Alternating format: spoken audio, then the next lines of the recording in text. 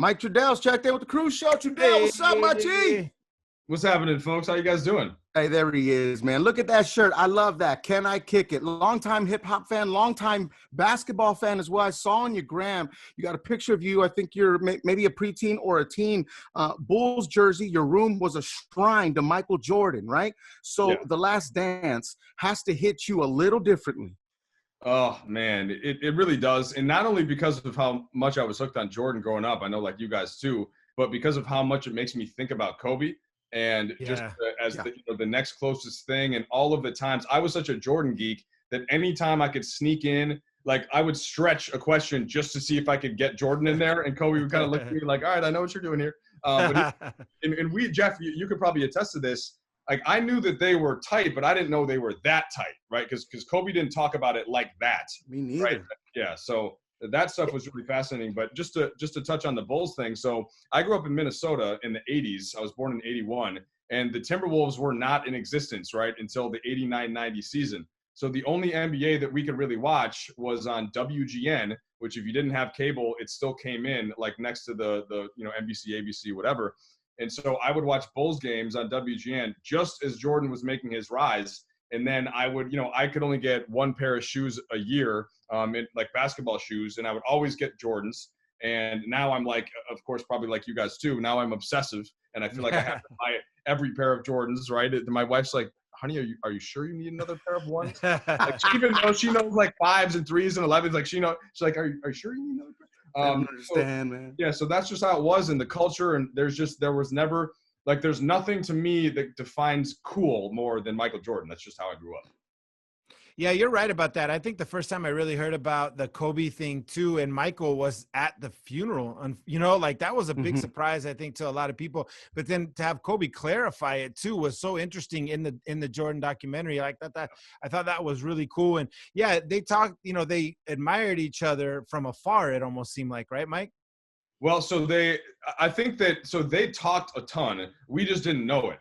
Right. So as Jordan said, and you allude to this, Jeff, at the memorial service, at 2-3 in the morning, MJ's all of a sudden his phone's blowing up and he's kind of, he's probably sleeping or he's doing whatever, gambling. And he looks down and who is it? It's Kobe. And the question's like, hey man, what is it too early to get my daughter on the court with drills? And Jordan's like, how old is she? He's like 6, whatever the story was.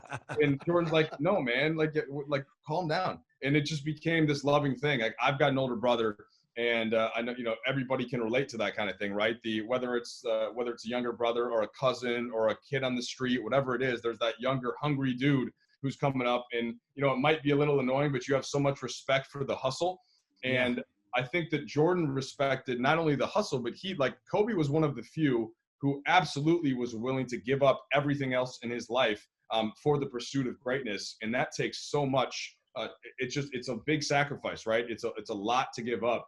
And there are only so many people in the world, I think, that can really relate to that. And then to have the talent also to get on the court, to have the moxie, all that stuff lined up. And it just made, like, as I was watching The Last Dance, there were so many different times that I was thinking of being at a press conference with IB Jeff G. There he is. Yeah. And just thinking like, man, yeah, that I've heard this kind of train of thought before from Kobe Bryant. Yeah, man. Every time as I'm watching it from beginning to end, all I can think about is Kobe Bryant, to be completely honest. Michael Jordan was, or is the greatest of all time. Kobe is right there with him, and, you having spent so much time with Kobe on and off the court, when you think of Kobe, what are the first thoughts of Kobe that you think of? Well, it evolved over the years, right? When I first came to LA, it was 2008. And this was just after the Lakers had lost to the Celtics in the finals. And that season, so I got there in October, and Kobe was all business. Like it was like this, we are winning the title this year. I am dragging everybody else along. I am accepting nothing less from Bynum, from Pau Gasol, from Lamar. And I really I saw him that personified as it was all about winning. And so that year was just basketball and kind of learning about him and just admiring sort of the drive and seeing like all the stuff that you heard about Kobe, the competitor. It was real. Like that was not stuff that was made up. And I go, you guys, of course, know this better than most here being in LA for so long. And For so sure.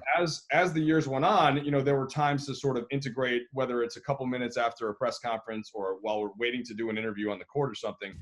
And he and I would usually talk, and this is one thing we shared together in this little group. He loved hip hop, and so I could talk to him about like what the Jay-Z album that came out, or the Tupac versus Biggie discussion. I know, Jeff, you had that same kind of relationship. And this is one thing that's great about music, right? It kind of connects all of us. Me from the suburbs of Minnesota, where we didn't have a hip hop radio station until I was like later in high school, and I had to get like a friend on a soccer team gave me the first NWA record, and then I got like he had me let's see, later like Tupac All Eyes on Me was my second the 2-disc set, and I blew my mind. And I was like, oh, this is like, it taught me what it was like to grow up in a different place, right? And so it sounds like you had to smuggle it into your hometown. Yeah, I mean they're a little cooler now, but you're right. At the time, it was kind of like, what is this music? What are you listening to? So that all evolves over time, and then eventually, when I had kids, then that became the thing that we would talk about the most. So we all got to see, I think, after Kobe retired, that amazing special relationship that he had with his daughters, and so that's the kind of thing I would ask him about. Hey, like jokingly, all right, my kids just turned 1. How many hours can I keep them out on the little baby basketball hoop? Like that type of, and so that it kind of evolved like that: basketball, then music, and then family. And that's how the relationship went. I love Jeremy Lin's story when he said that Kobe walked in and took a look at everybody. He's in his arm sling, and he's like, I just came to say bye to some of you bums that are getting traded tomorrow. Amazing. And it was a trash, that was a trash season. You know what I'm saying? So that's hilarious. And that is so Kobe Bryant, right? Yeah, I used to see him, Mike. You used to see him. I don't know if you saw it as well, but he'd get on Bynum all the time. Bynum was a guy he'd ride all the time. There were a few people that he would ride here and there. He probably saw more than I did, but he had that same mentality, and it carried all the way through a lot of things that he did, man. Yeah. It's true, Jeff. And the thing that I like to add to that, though, as a caveat, we saw, I think, in the Jordan documentary, or I guess really it's about the whole Bulls team, but really it's about Jordan. It's Jordan. That. All of that stuff, and if you've ever been on a team before, it isn't all mean-spirited. That type of stuff, it's meant to try to push guys along because you want them to succeed ultimately. And it's the same thing that you might do with that little brother, that cousin, somebody that's kind of got the talent, but maybe they're not applying it in the way that you think that they should. And so I always thought that Kobe, he might get on a guy, he might tease a guy in practice, but usually it was because I need you to come up to this level if we're going to actually win. And if you guys think that practice isn't supposed to be just fun here, this is the NBA, man. Right. What are you guys doing? This isn't funny. So that to me was where that came from. It was a genuine place of anybody that has ultimate success. Think about Lecce, for example, and thinking about his future plans for creating children around the world. That kind of stuff is very much it takes a lot of drive and a lot of heart to do that. Yeah, and if you don't have the team, if you don't have the teammates that are willing to bump up to that level, I love how Jordan was like, yeah, that's when Steve Kerr earned his stripes. He had to hit a freaking game winner before he was accepted by Jordan. And and I think that that's just what they're looking for is they're like, guys, you may not be me, but I want you to ride with me because we're all going to succeed together. And again, I thought that Kobe had that same kind of mentality, man. Yeah. For sure. And that's that's the kind of what sports is such a good metaphor for life in that sense. And it's like, in war, there are actual consequences. In sports, the consequences are losing or not having success, but it creates that avenue where you can learn about yourself and learn about the agony of defeat, learn about teamwork, learn about leadership and all these things. And I thought that that's what Kobe and Jordan have used. And if you want to pull in other athletes too, a Derek Jeter, a Tom Brady, anybody that gets to the top of their profession and the top of their sport, there has to be some of that pulling along. And it's probably the same way in music. The truly great artists are the ones that can somehow pull all of that together. And they've got the ability to write, or the ability to just create this sound, the ability to pull in other people around them, to find the best producers, to push the production along. And you guys can speak on that much better than me. But have you found that when you interview some of these great artists, do you see some of those combinations, those comparisons? Yeah, I think so, right, Garcia? Oh yeah, for sure. I mean, you can Yeah, tell the man. ones that are winners and the ones that are happy being in the middle. Like Yeah, you know what I mean? exactly. And you can see that in an interview. You can see by their responses, you can see Hmm. by how they prepare for an interview. Everybody expects us to prepare for Yeah, an interview, right? But yeah. and same with you, Mike. Like everyone knows you're gonna have that question that you need to ask and get an answer to, but their responses and how they prepare for your answers are mentally checked into what you're saying or doing. Mhm. That shows the real winners in my mind. Yeah, and we've seen artists bring their newly signed artists now to their label, and it's Big Brother bringing in his little brothers or whatever. And usually the big artist is a huge artist who has sold many records, many songs on the radio, on the charts. But the people like his group or his new act that he shows up with or she shows up with isn't really there yet. And I mean, you can always tell. Yeah, I mean, so I mentioned earlier, like one of the first CDs that got when I was in like eighth grade, Hmm. uh, 1996 was All Eyes on Me, and you listen to the lyrics, and then you start to learn more about Tupac, and okay, so you figure out the whole story. Well, so clearly there was a ton of talent, so that's kind of where you start. Same thing with Kobe, same thing with Jordan. Then you saw the work rate, like the work ethic. That's He's it. doing movies, he's putting out more albums, he's traveling around the country. He's dealing with the police in different cases. Like there's all of this stuff, this crazy work rate. Then there's the passion that comes out of it, Right. and so that to me is what it takes to be really memorable. You've got to like bring all of that stuff together, and there's no question that Kobe and Jordan stand out. And look, LeBron James as well. Currently, Yeah. he's got all of those elements going for him, and that's why those guys are great. Yeah, that's Mike. I'm sorry, Jeff. Go ahead. I was gonna say, yeah, Jordan mentions that. He's like, yeah, he goes, listen, the shoes, that was the only selling point was what I did on the court. He's all, they would have just been any kind of shoes. I wouldn't have been signed for all that money. I wouldn't have done all that unless I did the work on the court. And I think that's such a telling message for a lot of people, because in this day and age, it's instant everything and everyone wants instant success without putting in the grind. And I think that, like, he reminded people like my kids, like, this isn't the American Idol society where you go on a TV show, get a giant recording act and everything's going to be fine. You have to put in the work to make it, fruitful for yourself. And that same thing with leadership. His quote about leadership was so good. Like there's a price to being a leader. There's a price to being successful, and it's not easy all the time. And you saw him, dude, my man. I mean, his only friends were his security guards, dude. I know.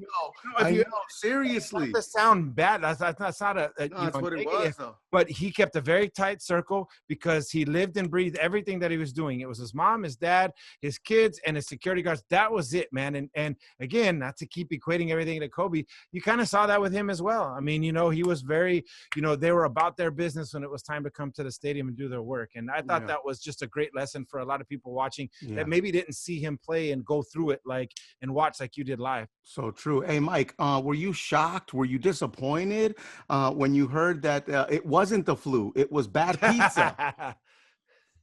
So I've been to Utah. Let's see. So since it'd be 4 times a year since 2008, plus the playoff series in was that 08, 09, or 910? Yeah, in 08, 09, when they swept them. And by the way, quick aside, on the bus as we're pulling out after they sweep the Jazz, the bus backs into Carlos Boozer's SUV. It's like on top of after he gets swept, and then his car gets smashed by the Lakers bus. That's a tough day. Shout out to him. Hold that. Felt bad for him. Anyway, yes, like there is a little bit of a different level of animosity in Utah, and maybe it's just like it's the kind of the main thing in town, and there are other theories behind this, but the sheer amount of venom there definitely stood out, and you got a sense of that in the doc. You got a sense of that in the Laker days as well. But it did get a little crazy in certain spots like that. Hey, Yeah, Mike, man. a lot of people pull fire alarms and do crap like that in visiting cities as well. Have you been a part of one of the fire alarm pulls or anything? I'm trying to think. In all of my travels with the team, maybe there was one fire alarm that went off, but I don't even think that it was at night. I had my kids 5 years ago. I don't remember almost anything that happened before that. I don't know if you guys have that experience. Like, yes, I had For like real. 100% of my brain, and now it's totally occupied by that. But I did. I'm also not much of a conspiracy theorist. I'm more of like an Occam's razor. Like the most likely thing was like he probably just got sick. Where there was something in the pizza, but I don't think that it actually got poison in the pizza. But if it did, I wouldn't be too surprised. That's kind of what I was building to and thinking about the way that Utah fans felt about that team, and all of the dreams that Jordan had crushed the prior season as well. Wow. Hey, Mike, thankfully you're still working. We're still working as well during this COVID-19 pandemic, man. But how is quarantine going for you, your family? And of course, being such a sports fan like Jeff Garcia, the sports dude, like all of us, but you guys are hardcore. Leche is hardcore as well. How has this affected you as a fan as well?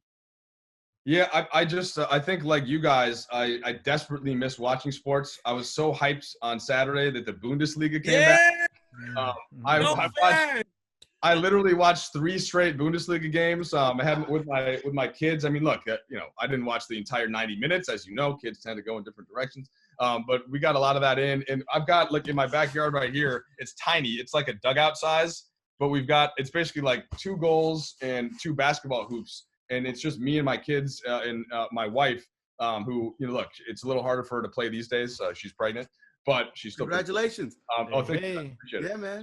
So like our day is still revolved around sports, or like we're watching the boys watch the Jordan doc with me. Like we're watching we watched Miracle, right, about the 1980 Olympic team. So like we're finding ways to integrate it. But man, do I miss going to live games, and just remain hopeful that they're going to find a way. Assuming that everybody can be safe, they're going to find a way. Especially just thinking about this Lakers season and how great they played, creating the 5.5 game lead, LeBron peaking, all of the chemistry working, Vogel and his staff, like all of it clicking. It's a lot tougher to think about a season not resuming than it would be, say, for a lottery team, right? Yeah. Where it's kind of like, all right, yeah, we had a few games left in the schedule. So I do think that hits Lakers fans also, just thinking about they want this team to have the chance to finish what they started.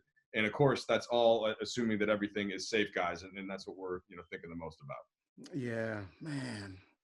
Jeff, what do you think about that, man? Like, the Lakers were right there, I guess, in a way. In one weekend, they beat the Bucks and the Clippers. Thank you. Right, yeah. in that weekend, and everybody was on cloud 9. I think it'll resume. I think they'll figure out a biodome situation. I think the players are all over it. I mean, you see Chris Paul, who's head of the Players Association, and I think that they got on that banana boat call with all their banana boat buddies, and right.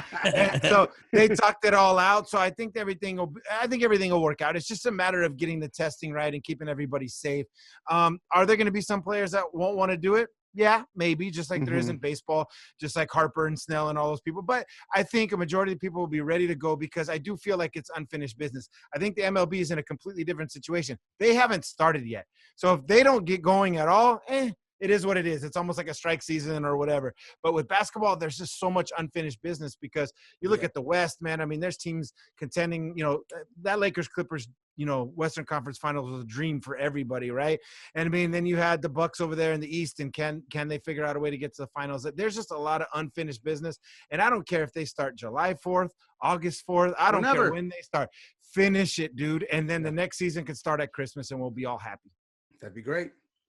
That'd be great. Hey, Mike, are you in a group text, or are you texting any current Laker players, just chopping it up every day? So I'm not. There is a Lakers group text for all the players. I am not in that one. That's players only. And the funny thing, you're a Laker, Mike. You're a Laker, Mike. Come on. You are a Laker. In our eyes, you are a Laker. Hey, he got rings. Don't let him. He got rings. Oh, really? Where they at, Mike? I got one around the corner. Show it off. Show it off. I gotta see it. My G. Let's go. Hey, here comes the biggest flex we've had on Zoom just yet. Big flex. Look at my rings. Look at my rings. Flex. That's right. That's right. Shine on, my G. Shine on. All right, hold on. I got it. This is the biggest flex we've had on Zoom just yet, ladies and gentlemen. Boom! There it is. Whoa! Hey. You're a Laker, Mike. You can't argue. Put it on, bro. Put it on. I think we should just all hang up now, because he just dropped the mic. Out. No, I'm just kidding. Hey, I would just like to thank Kobe. May you rest in peace for this. Okay, thank Pau Gasol, Lamar Odom, the players, of course, the ones that got it. Andrew Bynum. Shout out to D Fish, Sasha Vujacic, Phil Jackson, everybody else. But yeah, I just was fortunate to be working for the team. My role is to try to just relay as much as I can, just like Jeff G, about what's going on with the team to everybody else. And I just happen to be very fortunate to work for the team to get He's that. a humble man. He's a humble man, ladies and gentlemen. There he is. Mike Trudell, my guy. Hey, besides Kobe, who was your favorite to interview sideline? I mean, so currently LeBron has to be up there. He's so smart. He's so good. Like I could ask a bad question and he'll still give a good answer. So I think those are probably it kind of goes back to what we were saying with there's a similarity between Jordan and Kobe and LeBron. When you're on that level and you get it and you know what it takes to win, you know what it takes to lead, those guys are typically my favorite. And it'd be hard to put anybody above LeBron current day. Hey, Jeff, do you have or did you have a favorite player that you used to speak to other than Kobe when going to the games or the Dodger games even? Meta World Peace. I used to because it was always random and it was always fun. And like Mike said, I mean, for me especially, Mike, you know, he has business he has to do for Sportsnet, right? But for me, it was always about family and stuff. I mean, that was the only way I was, you know, been able to talk to Kobe it was always family. Like when Gianna was born, my son was born less than a year later. So Gianna was a baby. And that's how all the conversations started, teething tablets, stuff like that. And that's how we, you know, became cool. Same with Meta. Meta was always about hip hop. You know, he rapped, he did a lot of stuff like that. So we would talk hip hop and then family, and he had his kids. And, you know, I mean, it was just, you know, very lucky in that regard. But Meta was always cool. I mean, he showed up at the radio station after they won in 2010, and his uniform still taped up. Wow. So to me, he's a real deal dude. And I'll never forget that. I'm always thankful for him. And he was always fun to talk to, and his pure childlike joy. Mike, you were in that locker room after they won. And it was probably one of the happiest moments I felt for someone else in sports, because he was just out of here with everything. You know, Kobe passed me the ball. He passed me the ball. Crazy. And he really like kind of set the whole mental health awareness thing going in the NBA. And look how much progress we've made there, and just, you know, acknowledging that people go through stuff, even NBA players. And like, so shout out to him for that as well. I'm trying to think of the other guy who's just the most fun to talk to. And I have to go with Swaggy P. Nick Young. Yes. I mean, he's there. You just cannot help but love him and laugh at him when he's around. He makes everybody happy. His jokes are actually funny. He's up there for me too. And he was one of the few that would dish it back to Kobe too. A lot of people were like Jordan, where they, you know, like in the doc, where people were afraid to throw it back his way. Oh, really? But Swaggy would always, like, he'd throw a couple things Kobe's way, and Kobe would just shut it down. You know, he would always have a great comeback and a good diss towards Swaggy. But their lockers were right next to each other. I don't remember who was in between.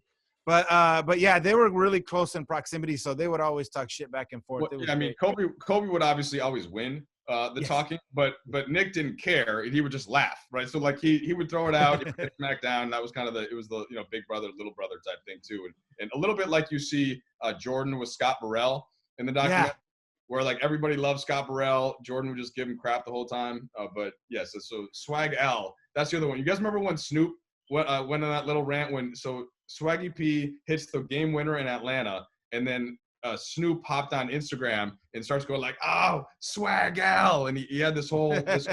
We used to quote that all the time. So I sometimes call him Swag L, and I feel like only people know what I'm talking about. Swag L. Hey, sidebar. Was it just me, or did anyone get emotional watching Last Dance? Of course. I didn't get emotional. Yeah. You didn't get emotional? Nah, but I mean, I don't know. You don't have kids yet. I think we all have Maybe kids. That's it. Is that what it is? So a lot of it is like I get. I am a kid, Garcia. That's true. That was the kids. The kids is part of it. I mean, for me, like it just was such a big part of my childhood. So right. And then the other thing that hit me was the stuff with his dad, and then with Steve Kerr's dad. My father passed away suddenly 2 years and a couple weeks ago now. And so like anytime. Oh, thank you. Appreciate it. But anytime anything like that happens, and you know, that to me is like the most relatable type thing. Like if somebody lost a loved one and you see somebody else describing it, especially with that kind of father-son vibe. So that's the stuff that hit me most. And then anything involving Kobe. Like the Kobe episode, I was just, you know, I was a mess. Oh, that was tough to watch. Yeah, man. Very tough to watch. Hey, Mike, was there anything surprising in the doc that you were like, whoa? Besides the pizza, I think the pizza was interesting. Maybe Jordan making up stuff to get himself motivated. I found that very interesting, the psychology of a winner. Yeah, like, is there anything that you thought? Yeah, I mean, in terms of I don't know if anything was fully surprising. Maybe at the end, like I didn't think that Jerry Reinsdorf actually offered Phil, a chance to come back for that last season. But it was like they all knew it wasn't going to happen. So I guess I didn't take it that seriously. But I still was a little surprised that they didn't just figure out some way to keep it moving and give him one more chance. But in terms of other surprises, I'm not sure because I've read all the books, like all the Jordan stuff. I'm such a nerd about the Jordan era and the Bulls era that for me it was more just like nostalgia and celebrating it than it was surprise. Hey, Mike, not to get into your business, man, but you got 2 trophies or statues behind you. What's that in between the picture frames? Oh wait, you talking about the Nintendo 64? Over there? No. I found the Nintendo 64 in the closet the other day, and it had to introduce the boys to Mario Kart and Bond. By the way, Bond. Yeah. No, those are some Emmys from Access Sportsnet and from some other stuff like Kobe's final game. Not just me. That includes like a bunch of like Chris McGee. On and on. James Worthy, Robert Ory Fish, AJ Ponsiglione, our boss over there. So those were kind of like some group Emmys that they handed out. That's crazy. See, Jeff, I told you he was a real deal. I told you Mike Trudell was Hey, a real listen, I know that. He knew me when I was IB Jeff G before the sports dude, and he flexed on us twice. I want to make sure for the record, 1 championship ring, 2 Emmys. Hey, what's next? All I got is bobbleheads, bro. That's it. Man, no, unless you want me to start going through the Jordan shoe collection, Whoa. It's a whole nother interview. Mike.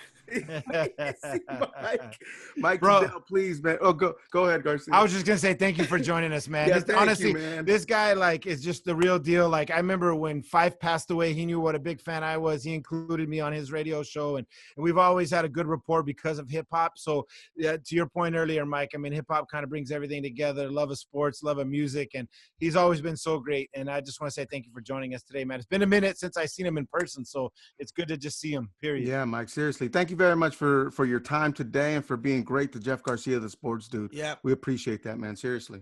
Hey, man. Anytime you guys want to wrap it up, I go way back, loving IB Jeff G. So, hey, can we let's do a versus battle of Cruz versus Trudell with shoes. Oh shoot. Okay. Oh, he's gonna win, man. Okay, go ahead. No, not go today. get your shoes. Not today. Next week. Let's let you time. guys get your arsenal together and then let's Oh my make that God. happen. Okay. Yeah, Trudell, you have all your J's, right? I mean, look, I'm not like PJ Tucker or anything over here. I've got a decent little selection, but I'm not crazy. Don't be humble, Mike. Don't be humble. Come on. Yeah, no, it's nothing too crazy, man. It just like I mean, shout out to my guy Jeff at RAF LA. Yeah, that's where half of my stash comes from. That's right. Riff down there, yeah. I have some J's. I have given some away. I sold some back in the day as well. Can I throw in Yeezys? They are Chicago. I mean, it is Kanye West. He is from Chicago. Are Yeezys? Yeezys count. I mean, for me, I'm a Nike loyalist. I got hooked at an early age, so I don't really get out of the Nike brand too often. But I can tolerate. A lot of people are into Yeezys, and they say they're quite comfortable. Yeah, no, they really are. Hey, Mike, man, again, thank you very much for your time. Please plug away. You've been so gracious with us, man. Whatever you want to talk to them about. No, what you're doing. Nothing, man. I just happy to see you guys, and let me know next time. We'll wrap it up. Oh, you're the man. It's at Mike Trudell on Instagram, Lakers podcast, the official one. He hosted. So tap in and check it out, man. But thank you, Mike. We appreciate you, bro. All right, guys. Good to see y'all. Bye, Take care, Mike. Peace.